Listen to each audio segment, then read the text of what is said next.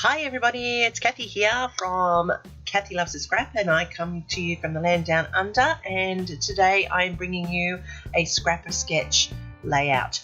This is from Lisa Sikorsky's group on Facebook, where I'm part of the Scrapasketch creative team, and I'm bringing sketch number 135 for the Friday. And this is how my layout has turned out using the wonderful printables also available at www.scrapsketch.com. And you can see how I've incorporated the elements to create this fun layout of my mum and my daughter. So I have got together some cardstock, which I'm using as my frame and my matting. I have some elements from Lisa's printables. I have this photo of my mum and my daughter. They were on their jet boat ride in Fiji last holidays. And I'm going to use the new summer printables from Lisa. And I'm also using a collection of her new papers. This one is from Paint a Rainbow.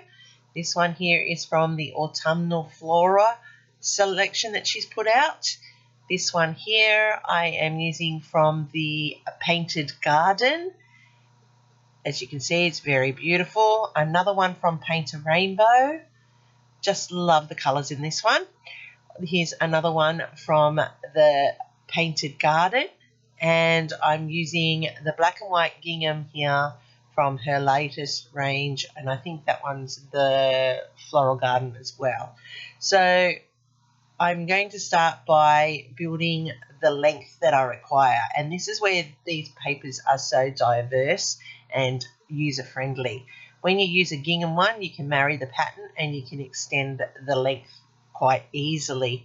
I have printed these out on A4 cardstock, and I have printed them in photo mode. That's why they've got the gloss to them. You can print them as a matte, you can print them larger, smaller. They're very versatile, and you can get them at Lisa's store on www.scrapasketch.com. And if you use my code Kathy Loves to Scrap 10, you can get 10% off at checkout for these printables. Now, I like them because they mix and match beautifully regardless of the collection, and they all fit nicely for my photos, as you can see. So I'm double mounting this photo. I put in the blue hearts behind it, and then I've just used the yellow for the framing. Now the sketch requires a 3-circle part, and what I've done is I'm just tracing in the 3 circles here. Now you cannot see them on the black and the white with the white pen, but I'm using it as a guide so that when I come in with my sequins, I've got somewhere to work. So you could do it as 3 different circles overlapping, you could do it as stitching, you could do it as pencil drawing, you could do it lots of different ways to build up that element of the layout.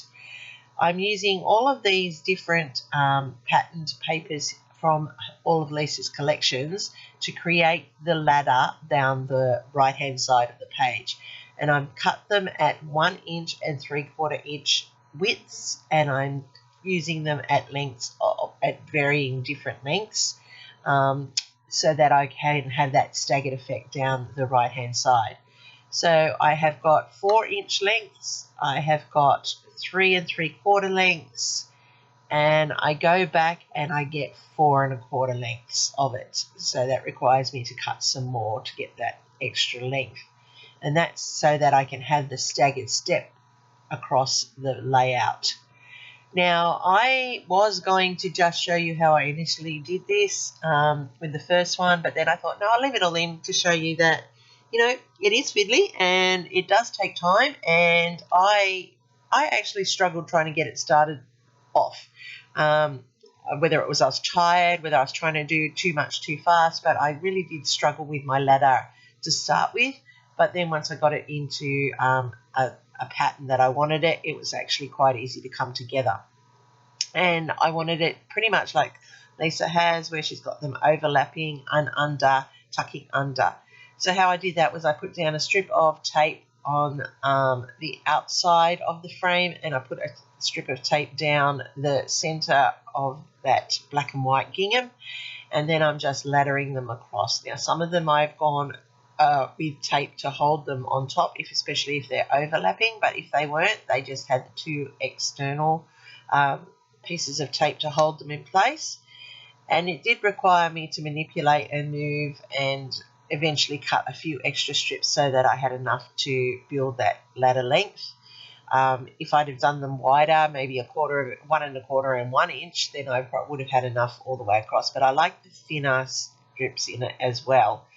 And it was about marrying the patterns so that I had the break with the plainer patterns and the busier patterns, and that then built the whole ladder structure together. And as you can see, they overlap and they tie in nicely, and that's how that came together.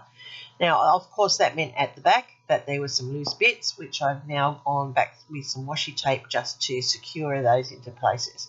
I could have stuck it all down on a strip and then added it to the layout. In hindsight, that's probably what I would do, but it works either way.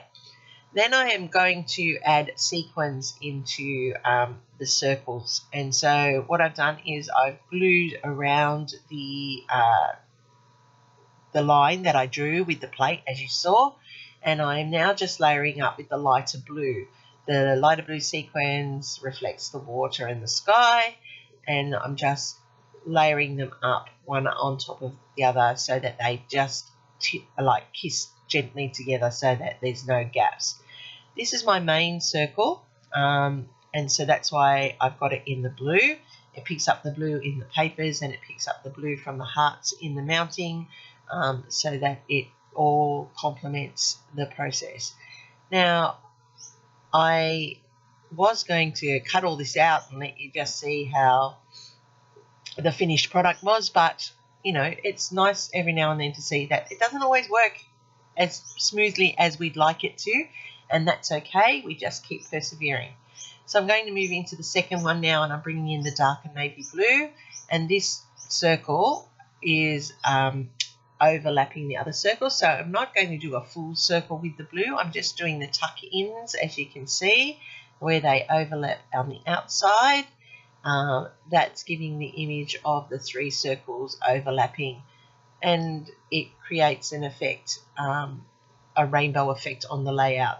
Now, some of your sequins, when you use sequins, they are flat, some are not, as you just saw one there where they have been punched and the punch is not flat, it's still quite rigid. It hasn't been through the production line smooth.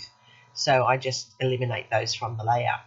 And now my final one, which is the final circle, because it actually would tuck in under the blues, and that's why I've only got these 2 edges here, and I'm using the pink from this collection of sequins to bring in the pinks from the side. And that ties in with my colour scheme, and it also ties in with the photo, and then that just blends nicely for the overall effect. So here it is coming in and tucking in nicely, and you can see how this has come together quite easily. Now that I have done my sequins circles and they are dried, I'm popping this photo up on some foam tape so that it is up off the bottom, and that allows me to tuck in my elements. Now I have cut these out from Lisa's tickets. I've also cut a camera from one of Lisa's summer cameras. I've used the elements from her summer page that I showed you at the very beginning and fussy cut those out, and it just shows you how they all coordinate together and just sit beautifully together on this layout. I like the sun because it was a sunny day for them, and the sunglasses because my daughter had her darker sunglasses on, and it just sits merrily on that page, reflecting that this is a summer layout. I added in those sunglasses to the top there to just add an element to that top left hand. The strips are on the layout sketch, but I've just added the fussy cut glasses just to finish off that section over there. I've used some foam puffy stickers for the title Amazing. This is going in my daughter's album, so it ties in with some photos already existing in there. I'm now going to use hickory smoke and mixing it with a bit of water, and that's going to become my splatters for the top and bottom of this layout, just to finish it off like the splatters of water from the jet boat. So it is, and I do this all the time, I don't know why, I forget to cover the photo and then I get splatters everywhere, so I'm just cleaning up those. And as you can see, I then have that top element of the layout. I have the sequins in place. I have those clusters. You can see the colourful ladder to the right. And I'm quite happy with how this turned out. Hopefully something here inspires you to check out Lisa's amazing sketch. Have a go at it. Please feel free to stop and look at in detail and copy where you'd like. Make sure you check out her printables. They really are a great way to build your stash. This allowed for a detailed layout that has captured the moment beautifully, and look how bright and colourful they are. So thank you for looking at these. Don't forget to check out our Facebook group on Facebook called Scrapasketch, where all of the weekly sketches end up and all of the events. Go to www.scrapasketch.com and get some printables or some extra bonus sketches. Don't forget to use my discount. And I am Kathy from Kathy Loves to Scrap, coming to you from the land down under. If you liked anything here, give me a thumbs up. It lets YouTube know that you want to see more of my content. It brings me to the fore.